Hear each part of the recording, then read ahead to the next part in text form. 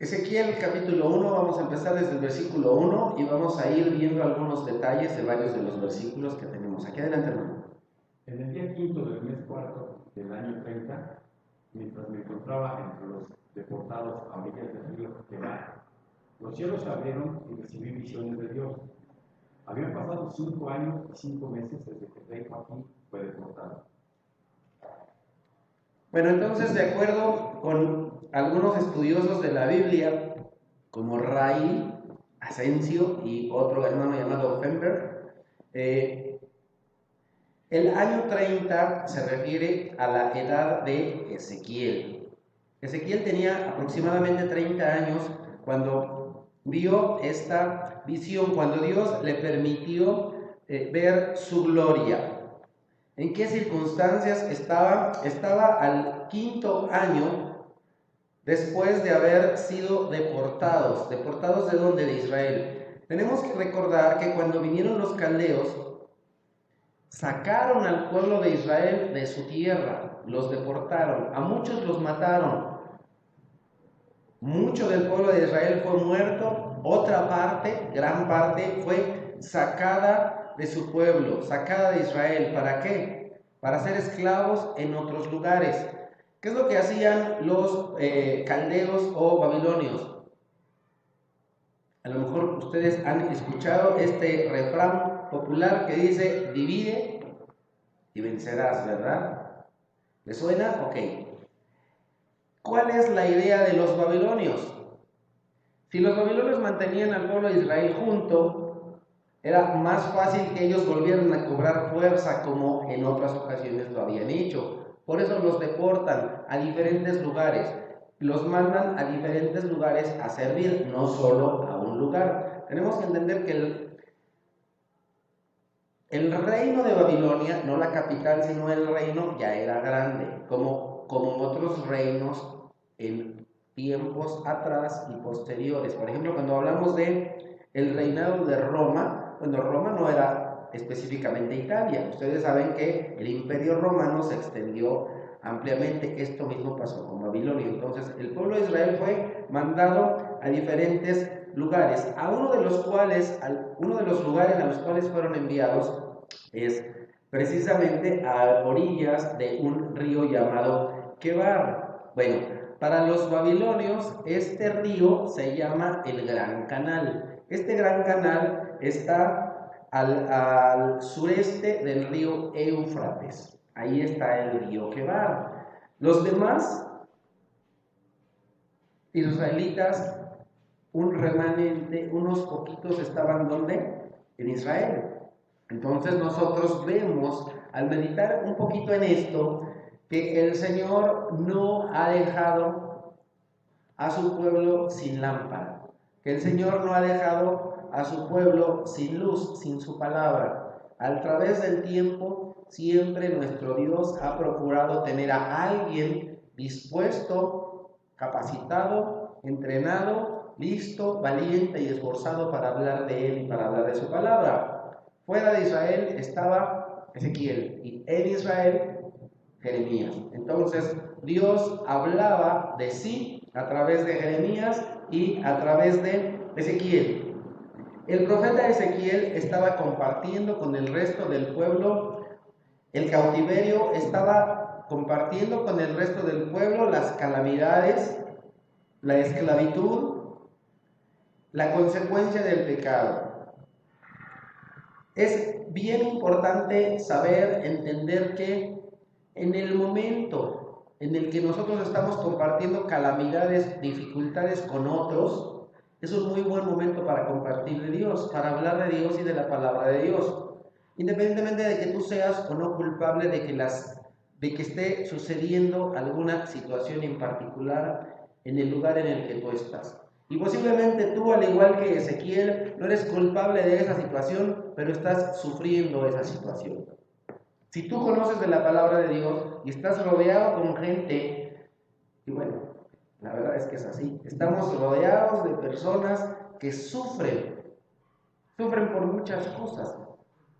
Sufren que por si subió el dólar, sufren que por si sube la gasolina, por la falta de empleo, por muchas cuestiones sentimentales, ¿cierto? Hay mucho sufrimiento alrededor del mundo, principalmente sufrimos por el pecado.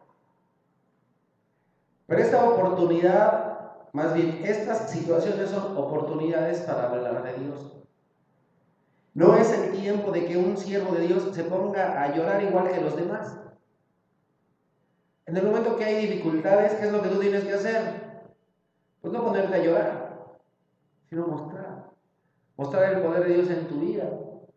Al día de hoy hay muchas personas otra vez con diferentes sufrimientos.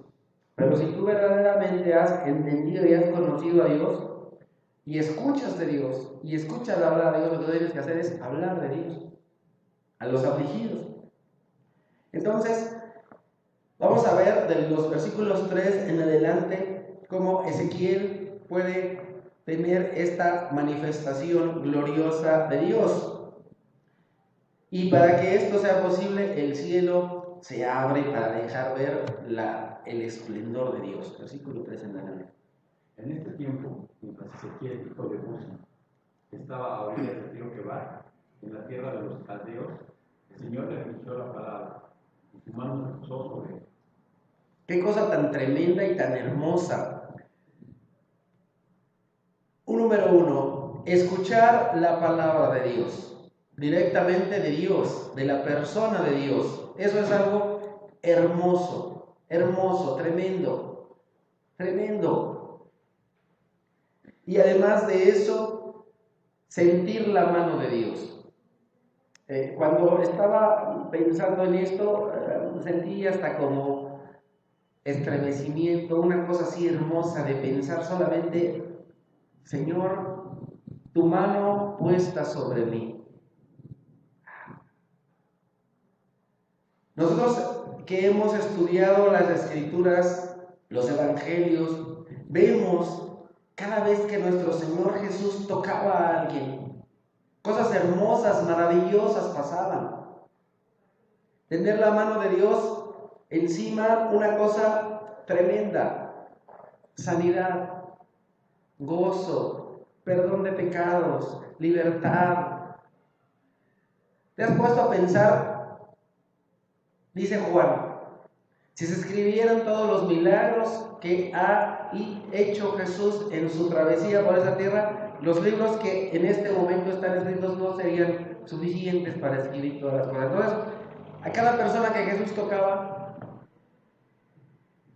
pasaba algo maravilloso y hermoso en su vida. Es lo que está pasando en la vida de Ezequiel. Dios está tocando a Ezequiel. Qué cosa tan tremenda. Y entonces vamos ahora a ver qué pasa, cómo es que él escucha la voz de Dios y cómo es que la mano de Dios posa sobre él. Vamos a leer los versículos 4 al 14.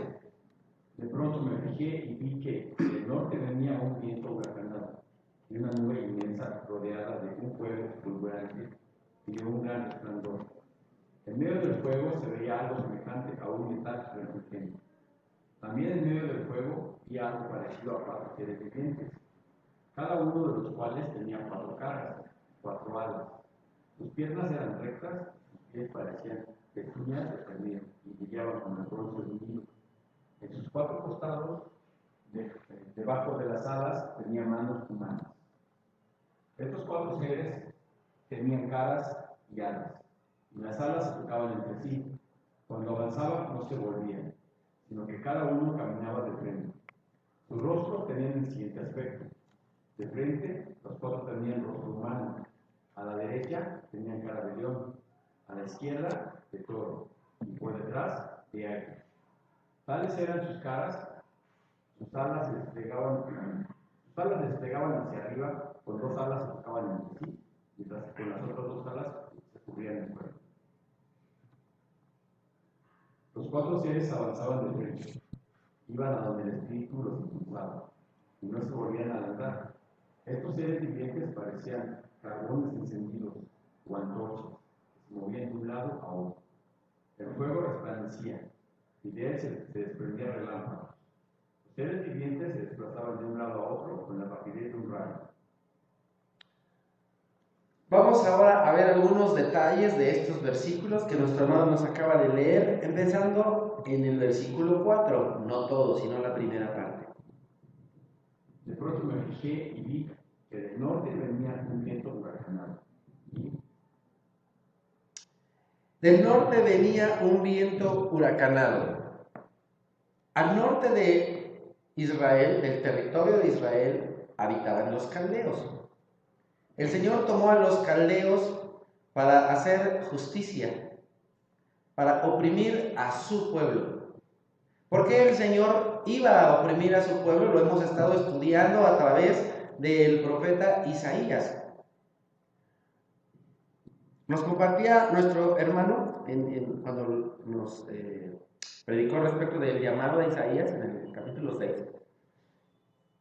Oye, ¿debería ser primero el llamado de Isaías? Sí, pero por otro lado, cuando nosotros estamos viendo Isaías, nos damos cuenta que lo primero que Dios deja saber a Isaías es que, ¿se acuerdan? Capítulo 1, capítulo 2. El pecado de Israel. El pecado. Cuando nosotros llegamos al capítulo 6, Isaías reconoce su pecado, número 1, por ver la condición de él mismo. Número 2, porque ve al pueblo. Y número 3, que debería ser el 1, porque Dios mismo le dijo. Dios hace consciente a Isaías ¿de qué? De que él es pecador y que vive en medio de un pueblo pecador. Y que a causa del pecado va a venir todas estas consecuencias tremendas a su pueblo. Entonces, tenemos al pecado y tenemos a Dios. Y cuando ponemos uno al lado del otro, bueno, qué cosa tan tremenda. Porque las personas de pronto no se dan cuenta que están mal, que están en la oscuridad. ¿Por qué? Porque tienen la luz apagada. Cuando la luz es encendida te das cuenta que alguien está despeinado, que está desarreglado, que a lo mejor no se bañó, que no trapeaste bien el piso, ¿verdad? Más luz te deja ver más tus pecados. Entonces, es la necesidad de ver el pecado, de ver a Dios. Por eso cuando el Señor se presenta a Isaías, después lo voy a retomar, reconoce su condición. Reconoce que no es diferente del pueblo. ¿De dónde entonces viene todo este viento huracanado, este torbellino, toda esta bola de problemas? Castigo del norte, de los caldeos. Segunda parte del versículo 4. Y una nube inmensa rodeada de un fuego fulgurante y de un gran resplandor. No solamente viene este torbellino que va arrasando, sino que también viene una nube inmensa. El Señor es interesante, pero manda algo delante.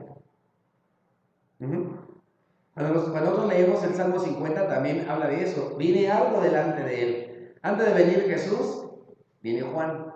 Antes de que venga la nube, viene el torbellino. ¿Sí? Hay algo antecedente, antecesor. ¿Cómo fue la visión de Moisés en Sinaí? Fuego, un gran resplandor. Recordemos que Dios es luz. Dios es luz. Dios es amor. Dios es eterno. Dios es. Es importante ver cómo cosas impresionantes nos son descritas en los llamamientos de Amós, Isaías, Jeremías, Ezequiel. Tremendo. Avanzamos al versículo 5. También en medio del fuego vi algo parecido a 4 seres vivientes. 4 seres vivientes. Cuando nosotros abrimos el libro de Ezequiel, acabamos de leer hasta el versículo 14, de pronto decimos, oye, ¿qué será esto? ¿Qué es? Bueno, nuevamente, la Biblia se explica a sí misma. Conforme nosotros vamos avanzando en el libro de Ezequiel, al llegar al capítulo 10, versículo 15, Ezequiel nos dice qué son estos o quiénes son estos seres vivientes. Los querubines, que eran los mismos seres que yo había visto junto al río Quebar, se elevaron. Entonces, ¿qué son estos seres vivientes? Querubines. Los querubines son guardianes de Dios. Los querubines son ángeles que tienen un cargo especial, un cierto estatus, un nivel de dirección en el reino de Dios. Y estos seres vivientes son expresados, y si nosotros nos damos cuenta, ahora que leyó nuestro hermano los versículos del 4 al 14, si ustedes se dieron cuenta, hay muchas ocasiones en las que dice eran parecidos, o eran semejantes. Es decir, no dice que son de metal, no dice que son animales, no dice que son semejantes, que se parecen. ¿Sí? Ok. Entonces, Ezequiel expresa con palabras humanas lo más cercano a lo que él conoce, a lo que la gente de su tiempo conoce, para tratar de, otra vez, de decirles a las personas lo que él vio. Y lo que dice Ezequiel es correcto. ¿Por qué? Porque toda la escritura es inspirada por Dios y toda la escritura es supervisada por Dios. Entonces, si dice que son parecidos a eso se parecen. Versículo 6. Cada uno de los cuales tenía 4 caras y 4 alas. Bueno, ahora nosotros recientemente, que nuestro hermano nos estuvo compartiendo el capítulo 6 de Isaías, llegamos al versículo 2, vamos a encontrar una diferencia entre los ángeles que ve Ezequiel y los ángeles que ve Isaías. La diferencia, encuentran las dos diferencias, pero las dos diferencias nada más son 2 alas. Alas. Los ángeles que vemos en Isaías tienen 6 alas, con 2 volaban, ¿cierto? Con 2 cubrían su cuerpo y con 2 cubrían sus pies. Pero estos ángeles solamente tienen 4 alas, con 2 cubrían sus cuerpos, con 2 volaban. Bueno, vamos a leer lo mejor de Isaías 6:2. Por encima de él había serafines, cada uno de los cuales tenía 6 alas. Con 2 de ellas se cubrían el rostro, con 2 se cubrían los pies y con 2 volaban. Ok, entonces nosotros tenemos en Ezequiel ángeles con 4 alas y en Isaías ángeles con 6 alas. ¿Por qué? Porque resulta que los ángeles que vemos en Isaías, con 2 de sus alas cubren sus pies y los otros no tienen, bueno, sus pies son no de la misma forma que estos, sino que son ruedas. Más adelante vamos a ver. ¿Y por qué cubren su cuerpo y sus pies? Los ángeles, por reverencia a Dios, por respeto a Dios. ¿Por qué se le dice a las mujeres que cubran su cabeza? ¿Por qué se les dice que se dejen crecer el cabellito? ¿Por qué?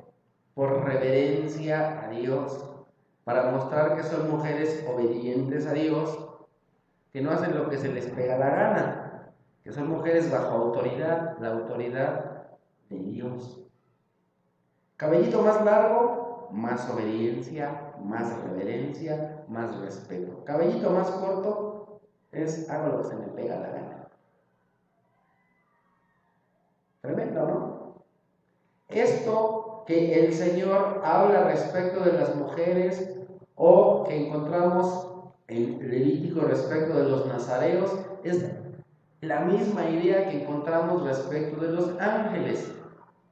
Respeto, reverencia, sumisión a Dios. Ahora vamos a ver algo respecto de las caras. Versículo 10, Ezequiel 1:10. Sus rostros tenían el siguiente aspecto. De frente, los 4 tenían rostro humano.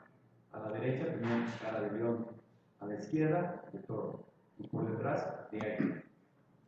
Bueno, cuando nosotros estudiamos la Biblia, vamos a encontrar a través de la Biblia y también al saber lo que enseñan los maestros judíos, los rabinos, vamos a encontrar que, primero, el hombre es exaltado por encima de todas las criaturas. Por eso, la cara al frente es cara de hombre, cara de humano, ¿de acuerdo? Luego, el águila está exaltada por encima de todas las aves. El toro es exaltado, está por arriba de ¿qué? De todos los animales domésticos. Y el león en las fieras. Los cuatro seres han recibido dominio, han recibido autoridad, son reconocidos como autoridad dentro de su género. Inclusive, ¿qué decimos? El rey de las bestias, ¿quién es? O el rey de la selva, ¿no? Se le reconoce siempre como rey, al león. Entonces, también es importante saber, reconocer, entender que Dios ha puesto parte de su carácter, parte de sus características en los seres que Él ha creado. Parte de la majestad de Dios está en su creación. La Biblia nos dice que la creación nos deja ver la majestad de Dios. ¿Has leído eso? Nosotros vemos peces de tantos colores y entonces esto nos debería llevar a pensar no solo lo inteligente y lo creativo que es Dios, sino lo majestuoso que es Dios. Porque en cada uno de esos pececitos hay una parte de Dios. En cada uno de los animales que el Señor ha creado hay una parte de Él. ¡Qué cosa tan hermosa! Respecto de nuestro Señor Jesús, también se hace referencia a estos 4 seres. Por ejemplo, en Mateo principalmente se hace referencia a Jesús como ¿qué? Como el rey, como el Mesías, pero también como el león de la tribu de Judá. León, autoridad, poder, dominio. En Marcos, cuando vemos Marcos, principalmente lo que vemos es el siervo sufriente, fuerte, paciente. ¿Sí? Así es un toro. Un toro es un ser bien paciente, bien trabajador y soporta de todo. Y no solo eso, ¿qué sacrificaban los sacerdotes en el templo para perdón de los pecados del pueblo? Un toro. Ajá. El siervo que se sacrifica. Ese es el sentido del toro. Y luego en Lucas encontramos que el Hijo del Hombre, ¿verdad? El Salvador del mundo, cara de hombre. Y luego en Juan tenemos no solo a eso, sino a aquel que es capaz de elevarse hasta las alturas y que es semejante a Dios, el Hijo de Dios, el águila, ¿verdad? Aquel que puede llegar hasta lo más alto siempre, que está en ese contacto continuo con el Padre, Jesús. Jesús entonces también en un cierto sentido es ese siervo sufriente, ese león rugiente, es ese hombre inteligente, es esa águila que se eleva por encima de todo y de todos. Versículo 7, Ezequiel 1:7. Sus piernas eran rectas, sus pies parecían pezuñas de pernil, y brillaban como el bronce de un niño. Entonces, la Escritura nos dice que, otra vez, sus piernas eran rectas. Eso quiere decir que no tenían rodillas, que no se doblaban. A eso se refiere con rectas, sin doblez. Cuando dicen que algo es recto, es que no está ni curvo ni doblado. Entonces estaban de esta manera. Y sus pies, dice, parecían. No dice, otra vez. En toda esta descripción de Ezequiel no dice son, dice parecían. Parecían a pezuñas de ternero brillantes. Así parecían. ¿Cómo son las pezuñas de ternero? Ajá, así como el Pac-Man, ¿no? Bueno, pues, para los que no han ido al rancho, al pueblo, dicen, ¿cómo se llama pezuña? Como Pac-Man, pues, como pizza que le quitas un pedazo. Así es. Así era, y bien brillantes, una pizza brillante. Bueno, algo así. Al día de hoy, para que los chavos se entendieran, pues le tendremos que decir así, un ternero, ¿qué es eso el ternero? ¿Y cómo es la pezuña? ¿Qué será eso? Bueno, como el Pac-Man. Versículo 8. En sus 4 costados, debajo de las alas, tenían manos humanas. Estos 4 seres tenían caras y alas. Entonces, ¿qué nos representan las manos humanas? Destreza, capacidad de tomar, de agarrar, de manipular. Y el rostro de hombre se nos vuelve a mencionar, haciendo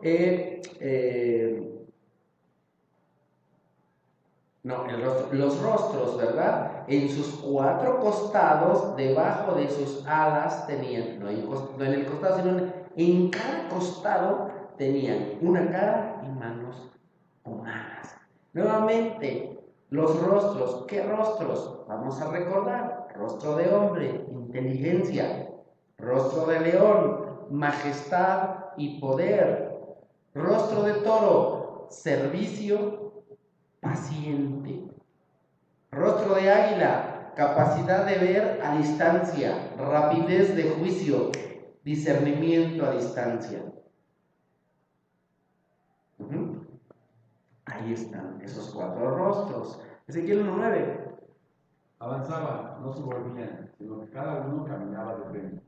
Es interesante, 4 seres como un cuadrilátero, un cuadrado, y al tener cada uno de ellos un rostro al frente, atrás, izquierda y derecha, y no es tu mamá que te dice, yo tengo ojos en todos lados. No es un ángel, aunque tu mamá es un ángel, pero no, estos eran todavía más picudos que tu mamá, ¿verdad? Que te dicen, te vi, agarraste esos 5 pesos, ¿no? Una cosa mejor que eso, ¿no? Estos seres, nos dice la escritura, avanzaban y no se volvían. Esto es bien hermoso. Esto es bien hermoso. ¿Por qué? Porque un siervo de Dios, ¿qué son los querubines? Ángeles al servicio de Dios. Un siervo de Dios, una persona consagrada a Dios, sea ángel o sea humano, siempre tiene que tener la mirada al frente, la vista al frente. Su camino siempre tiene que ir al frente. Firmes y adelante. Como dice el canto, ¿no? Ese canto como me encanta. Ni me lo sé todo, pero el corito sí me lo sé. Firmes y adelante, fuertes de la fe. Y el que se lo sabe, que lo cante, ¿no? Tenemos esta cosa hermosa. Un hijo de Dios, un siervo de Dios, siempre tiene que ir al frente, al frente, al frente. Nunca mirar atrás. Cada vez que miramos atrás, ofendemos a Dios. Ver atrás es ofender a Dios. Ver atrás es pensar que lo que tú tenías antes, que tu vida antes de Cristo es mejor que tu vida después de Cristo. El mirar atrás nos recuerda el monumento al corazón dividido. ¿Se acuerdan del monumento al corazón dividido? La señora Lot. La señora Lot es el monumento al corazón dividido. La mitad hacia adelante y la otra mitad viendo atrás. Y el Señor dice, no, conmigo es todo o nada. Entonces, como no quieres todo conmigo, yo no quiero nada contigo. Bye. Adiós. El Señor es rudo, ¿verdad? También el siervo de Dios siempre va recto en el camino que Dios marca, que Dios manda. No se desvía, siempre de frente. El Señor dice, para allá, vámonos con todo. No se desvían, siempre de frente, siempre con la mirada en el objetivo, en la meta. Tú y yo también tenemos metas, tenemos objetivos y tenemos que lograrlos. Tenemos que tener el camino recto. Por eso el Señor dice, hagan caminos rectos, vayan de frente, ¿cierto? Enderecen sus caminos. ¿Quién les enseñó a huir de la ira venidera, generación de víboras? Enderecen sus caminos. Isaías. También Juan. Versículo 13. Estos seres vivientes parecían carbón en su sentido, o antorchas que se movían de un lado a otro. El fuego resplandecía y de él se desprendían relámpagos. Qué cosa tan tremenda, echando rayos, casi como dicen, estos vienen echando rayos de centellas, estos vienen echando rayos de centellas, pero no de enojados, ni de groseros, sino del poder. Entonces, tenemos aquí seres vivientes poderosos, así son los ángeles de Dios, son seres poderosos, son seres tremendos. Por eso cuando nosotros leemos a Judas o a Pedro, nos dice, ay, estos seres humanos, ¿cómo a veces se les abre un tornillo? Dice, parecen peores que animales irracionales cuando se atreven a decir algún insulto a un ángel no sabiendo con quién se están metiendo.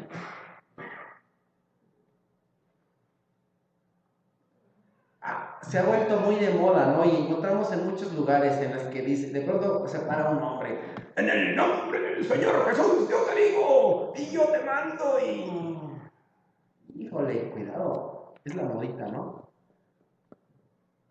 Pero ¿qué nos dice Judas y qué nos dice Pedro? A ver, échale cerebro, o sea, ¿con quién te estás metiendo? Ni siquiera el arcángel Miguel, cuando estaba luchando con Satanás, se atrevió a proferir ninguna maldición a Satanás y le dijo que el Señor te reprenda. Pero estos se meten con quien ni saben. Ahí está en tu Biblia. Está en tu Biblia. Entonces, cuando nosotros vemos aquí lo que nos dice Ezequiel, dices, ay, esos son los ángeles, así de tremendos y de poderosos. Ay, nanita. Pero así como, recuerda, así como hay ángeles buenos, hay ángeles caídos, hay ángeles malos. Y también son seres poderosos, así como estos. No iguales, tal vez de características diferentes, pero así poderosos. Cuidado, cuidado. Pero finalmente regresamos a estos ángeles hermosos que sirven a Dios, que resplandecen de fuego, que son brillantes, que son relucientes. Versículo 14, Ezequiel 1:14.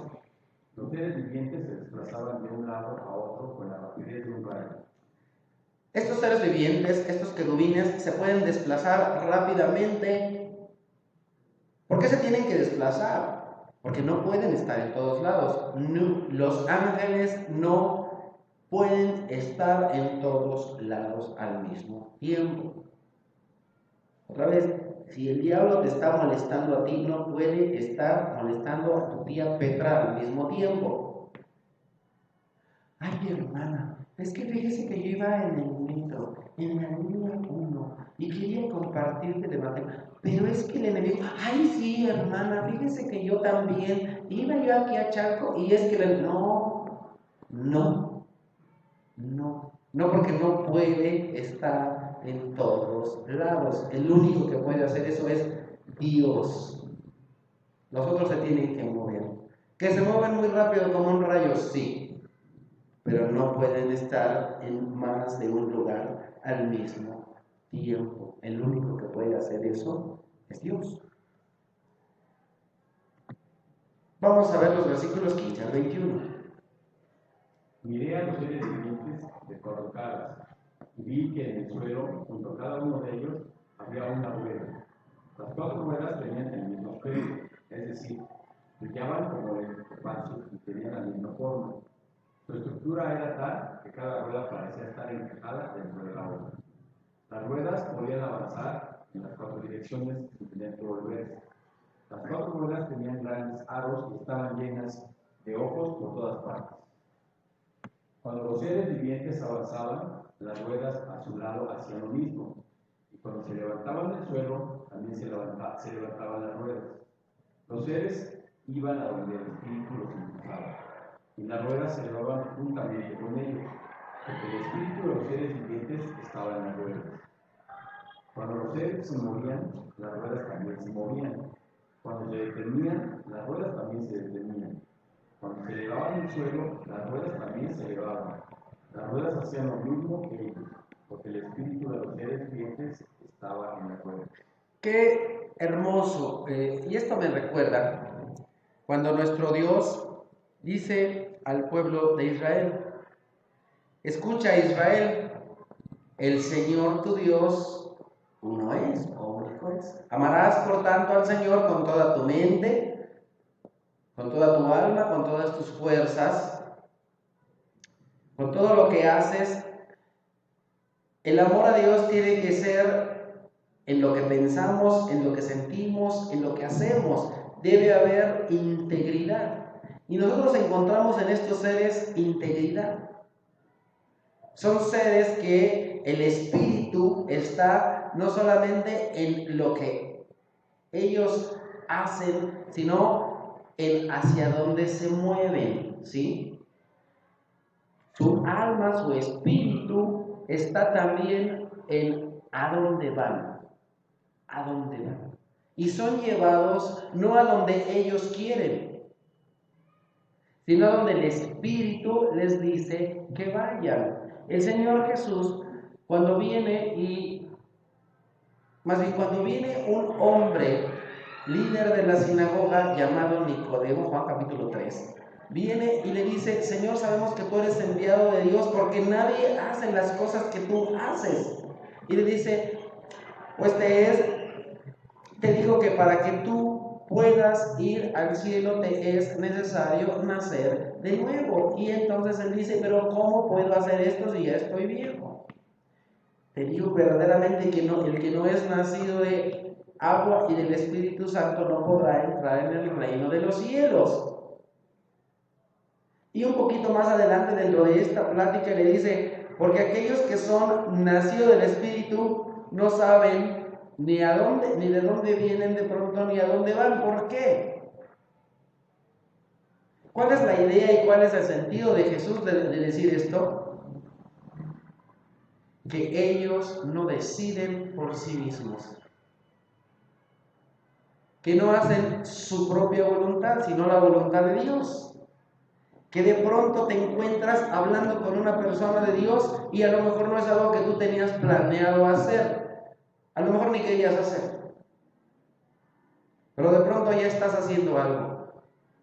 ¿Y qué es lo que vemos en estos seres hermosos? Que ellos hacen lo que el Espíritu Santo de Dios les dice que hagan y van hacia donde el Espíritu de Dios les dice que vayan. Así es el nacido de nuevo. Es guiado no por sus deseos, no por su voluntad, sino por la voluntad de Dios. El verdadero siervo de Dios obedece la voluntad de Dios. Y entonces su mente, su cuerpo, su alma está toda ligada. Y entonces sus pies van a donde su espíritu les dice que vayan, y su espíritu les dice que vayan hacia donde el Espíritu de Dios les dice que vayan. Es lo que hacen estos seres. También tenemos otra cosa bien hermosa en estos seres vivientes. Nos dice que tenían ojos por todos lados. Eso me lleva a pensar dos cosas. Una, algunos estudiosos de la Biblia nos comparten de que esto nos deja ver que Dios lo ve todo, a través no solo de sus ojos, sino también de los ojos de sus ángeles. Tiene ángeles que están por todos lados y que ven todo. ¿O acaso piensas que nada más tiene Dios 4 de esos? No, puede tener los que quiera, y si le hacen falta, pues hace más. Es el creador de todo. Como que vamos a hacer faltan unos ojos por acá. No voy a hacer otros cuantos ángeles acá para que también echen ojo. A pesar de que Él ve todo, de todas maneras, no porque no pueda, sino porque le es bueno tener a alguien que le ayude con el trabajo, dice. Ve y échale un ojo a este muchacho, a esta muchachita, a ver a dónde se anda metiendo. Y ahí está un ángel que tiene ojos por todos lados y que te está viendo. ¿Y qué tal que tienes a dos ángeles de esos? Uno por adelante y otro por atrás, no, pues ni para dónde te hagas.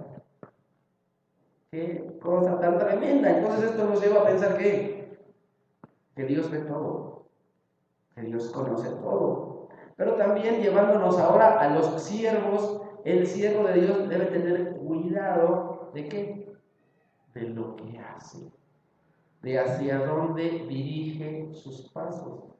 Porque eso es lo que hacen estos seres. Porque tienen ojos en los pies para ver por dónde caminan.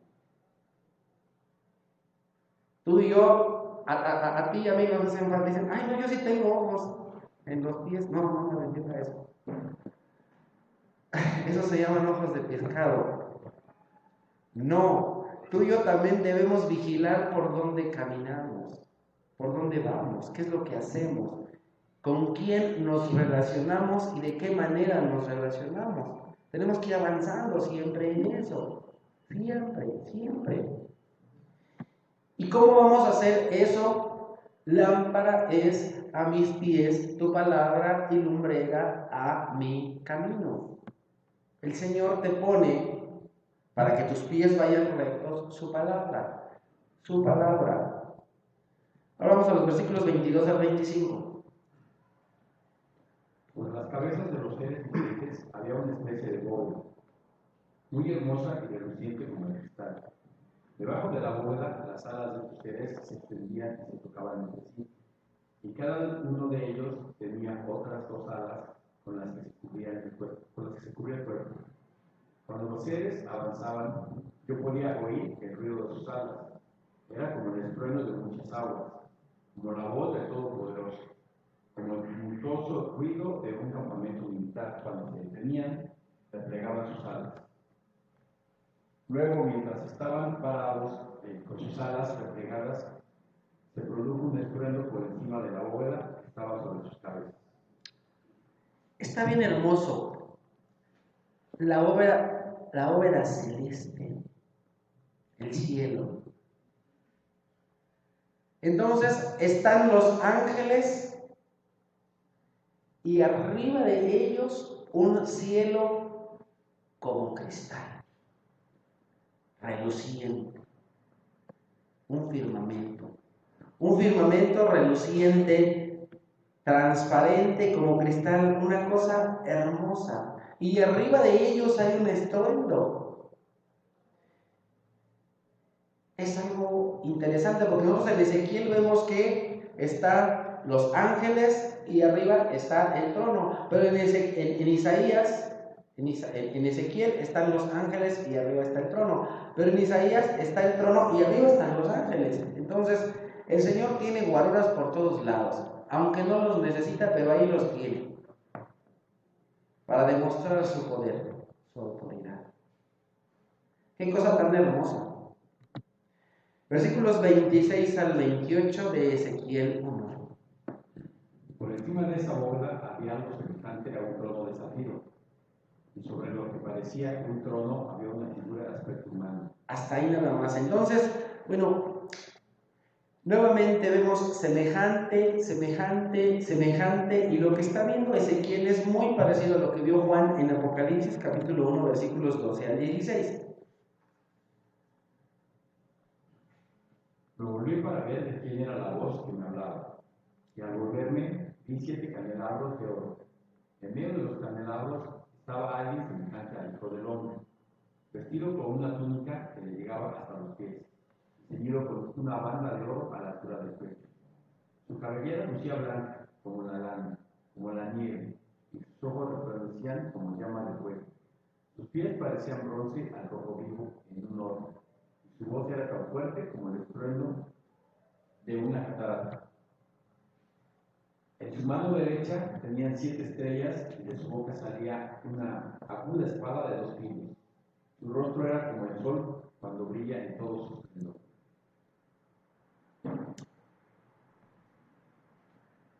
Cuando vemos estos pasajes, qué hermoso es meditar en las cosas que hemos aprendido antes en la palabra de Dios y que a veces no relacionamos, no vinculamos. Primeramente, ¿qué es lo que hace nuestro Señor Jesús en el tiempo de la institución de la Cena del Señor? ¿Se recuerdan? Toma un balde de agua y ¿qué es lo que hace con sus discípulos? Les lava los pies limpios. Ándale. ¿Qué es lo que el Señor le dice a Moisés antes de que se acerque a donde él se muestra en esa zarza? Quítate las sandalias porque traen polvo. ¿Te das cuenta? Cómo nuestro andar es importante para Dios y cómo Él en su propia persona nos muestra la limpieza de sus pasos. Los pasos de Dios, el camino de Dios es perfecto. Antes de Ezequiel no se había mencionado por ningún profeta apariencia de hombre al mencionar a Dios, al referirse a Dios. Ninguno de los profetas decía, es como hombre. Nadie decía eso, hasta Ezequiel. Ezequiel es la primera persona que dice que hay semejanza de hombre al ver la majestad de Dios, la gloria de Dios. Entonces, Ezequiel recibe una hermosa revelación ¿de quién? De nuestro Señor Jesucristo. No obstante, a Ezequiel le es manifestado Jesucristo antes de su encarnación y a Juan después de su encarnación. Por eso es que Juan dice, es semejante al Hijo del Hombre, es semejante a Jesús. Yo comí con él, lo conozco. Cuando lo vio, dijo, se parece a Jesús. Versículo 25. ¿Sí? De lo que parecía ser su cintura para arriba, vi algo que brillaba como el metal bruñido, rodeado de fuego. De su cintura para abajo, vi algo semejante al fuego y un resplandor a su alrededor. Todo como sea es reluciente, resplandeciente, pero hay una división. Cintura hacia abajo, cintura hacia arriba. Nuevamente, de acuerdo con algunos estudiosos de la Escritura, esto nos hace referencia a la naturaleza divina de Dios y también la naturaleza de la encarnación de Jesucristo, el varón perfecto, no cualquier varón, sino un varón perfecto, rechinando de limpio. Ese es nuestro Señor Jesús, sin pecado, el creador de los hombres. Vamos a Filipenses 2 y Hebreos 1 para ver otras dos cositas ahí. Quien siendo por naturaleza Dios, no consideró el ser igual a Dios como algo a que aferrarse. El Hijo es el resplandor de la gloria de Dios, la fiel imagen de lo que Él es y el que sostiene todas las cosas en su palabra poderosa. Después de llevar a cabo la purificación de los pecados, se sentó a la derecha de la majestad en las alturas. Entonces, el Señor Jesús lo encontramos ahí en el aposento alto pidiéndole al Padre, Señor, esa gloria que yo tenía, permíteme regresar otra vez a ella. ¿Se recuerdan? ¿Cuál es la gloria que tenía nuestro Señor Jesús antes de hacerse hombre? Es esa gloria que ve Ezequiel. ¿Y cuál es la gloria que ve Juan? Es otra vez esa misma gloria. Entonces el Señor desciende del trono, se humilla, se hace hombre, no peca, pero se hace hombre. Y otra vez regresa a estar nuevamente en el trono. Abandona el trono por un momento. ¿Para qué? Para morir por nuestros pecados. Ezequiel 1:28. El resplandor era semejante al del arco iris cuando aparece en las nubes en un día de lluvia. Vamos a referirnos a dos pasajes que nos van a dar un complemento en la comprensión respecto de lo que vemos en esta primera parte del versículo 28 de Ezequiel 1. Génesis 9:13. He colocado mi arco iris en las nubes, el cual servirá como señal de mi pacto con la tierra. Apocalipsis 4:3. El que estaba sentado tenía un aspecto semejante a una piedra de plata y de cornalina. Alrededor del trono había un arco iris que se asemejaba a una esmeralda. Cuando nosotros vemos a estos tres pasajes ahí y meditamos en estos, vemos principalmente dos cosas. Número uno, la majestuosidad de Dios, lo majestuoso que es, lo imponente que es, pero al mismo tiempo vemos la misericordia de Dios.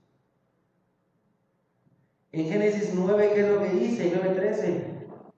Mi arco iris es que un pacto de misericordia. Tenemos al Dios poderoso y al Dios misericordioso. Ahí, todo junto, todo junto.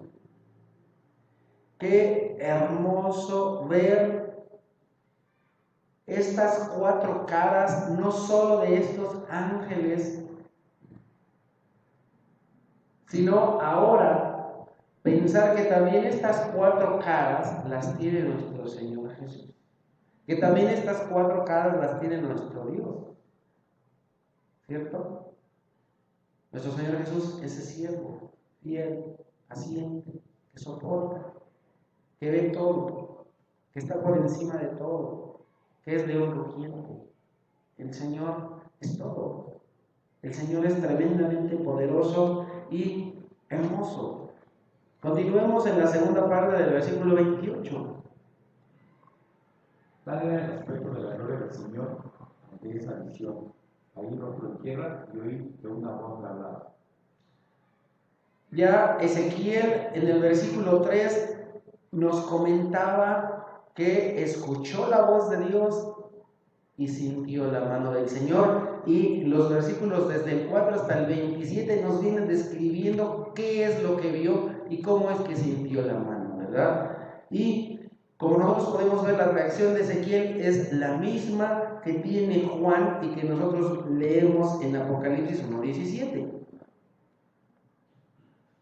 Al verlo, caí a sus pies como muerto. ¿Qué cosa más puedes hacer al ver semejante despliegue de poder? Cosas terribles.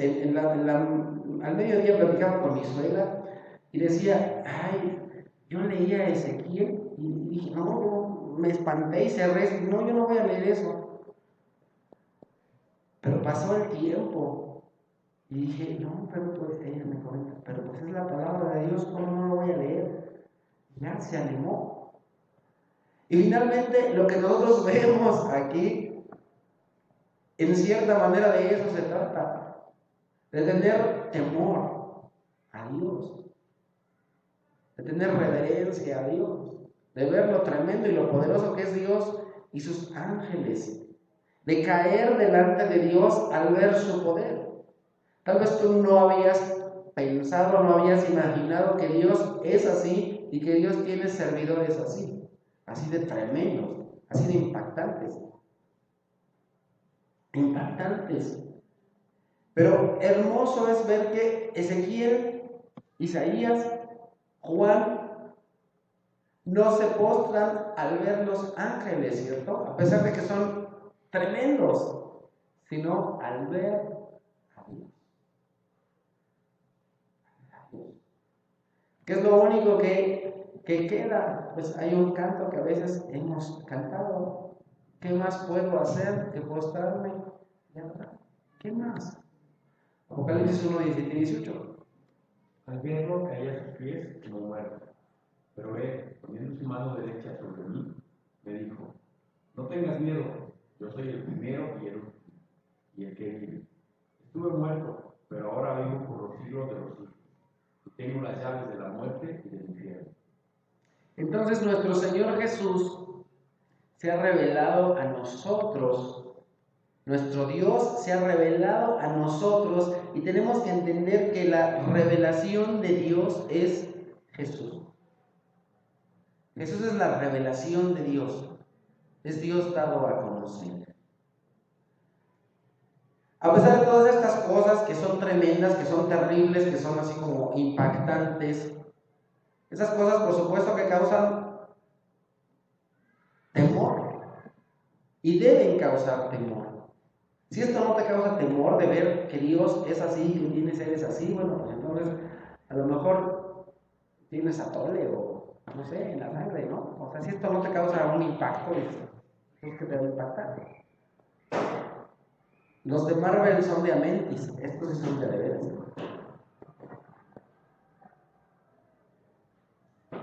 El Señor se ha revelado a sus siervos desde la antigüedad. Pero el Señor a ti y a mí nos dice de la misma manera, no tengas miedo. Yo soy, ¿qué? El primero y el último, el que vive. Sí es cierto, estuve muerto pero ahora vivo.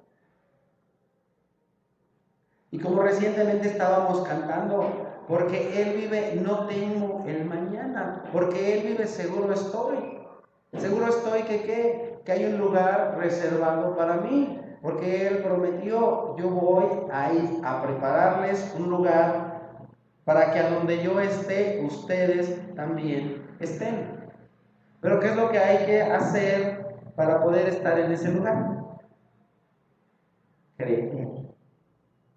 Creer que Él murió por nuestros pecados según las Escrituras, resucitó al tercer día según las Escrituras y fue visto por muchos. Tengo que creer eso. Si creo eso, soy salvo y soy su hijo para siempre. Si no, ¿qué es lo que me espera? Lo que dice ahí. ¿No crees que yo soy el Hijo de Dios? ¿No crees que yo morí por ti, por tus pecados? Entonces mira, aquí tengo las llaves que te van a llevar al infierno y a la muerte y luego a la muerte.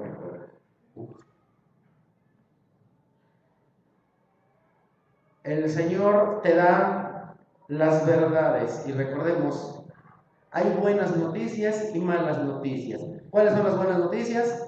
Si crees en el Señor, eres su hijo para siempre. Si crees en que Él murió por tus pecados, resucitó al tercer día, y fue eso, entonces eres. Y la mala noticia es que si no crees eso, muerte e infierno. Buenas noticias, malas noticias. Vamos a ver nuevamente versículos 26 al 28. Por encima de esa bóveda había algo semejante a un trono de sentido.